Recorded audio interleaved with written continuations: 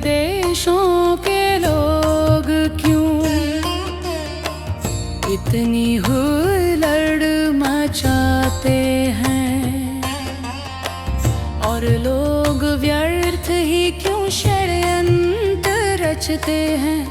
ऐसे देशों के राजा और नेता यहोवा और उसके चुने हुए राजा के विरुद्ध होने को आपस में एक हो जाते हैं।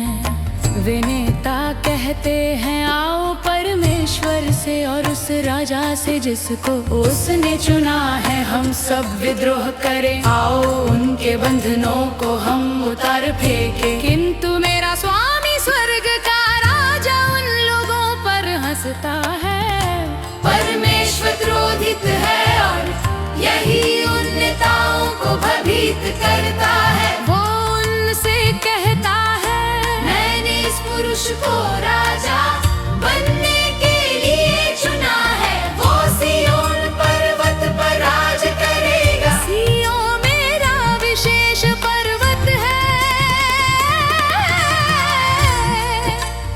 अब मैं यहोवा की वाचा के बारे में तुझे बताता हूँ। यहोवा ने मुझसे कहा था आज मैं तेरा पिता बनता हूँ और तू आज मेरा पुत्र बन गया है। यदि तू मुझसे मांगे तो इन देशों को मैं तुझे दे दूंगा और इस धरती के सभी जन तेरे हो जाएंगे। यदि तू मुझसे मांगे तो इन देशों को मैं तुझे दे दूंगा और इस धरती के सभी जन तेरे हो जाएंगे। तेरे पास उन देशों को नष्ट करने की वैसी ही शक्ति होगी जैसे किसी मिट्टी के पात्र को कोई लौह दंड से चूर चूर कर दे। इसलिए हे राजाओं तुम बुद्धिमान बनो। हे शासकों तुम इस पाठ को सीखो। तुम अति भय से यहोवा की आज्ञा मानो। स्वयं को परमेश्वर के पुत्र का विश्वास पात्र देखो। यदि तुम ऐसा नहीं करते तो वो क्रोधित होगा और तुम्हें नष्ट कर देगा। जो लोग यहोवा में आस्था रखते हैं वे आनंदित रहते हैं, किंतु अन्य लोगों को सावधान रहना चाहिए। यहोवा अपना क्रोध बस दिखाने ही वाला है।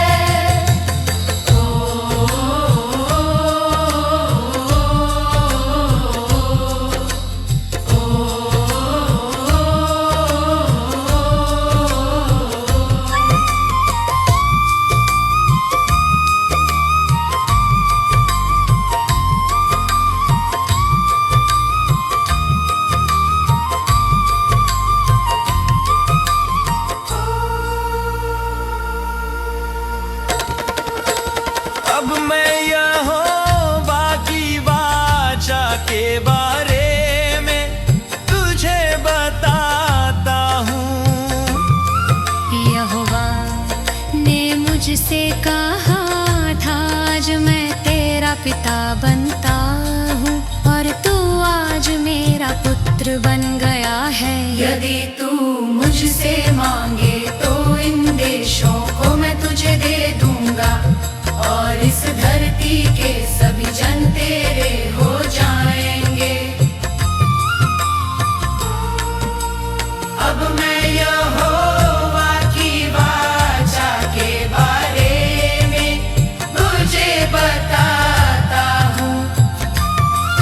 यहोवा ने मुझसे कहा था आज मैं तेरा पिता बनता हूँ और तू आज मेरा पुत्र बन गया है।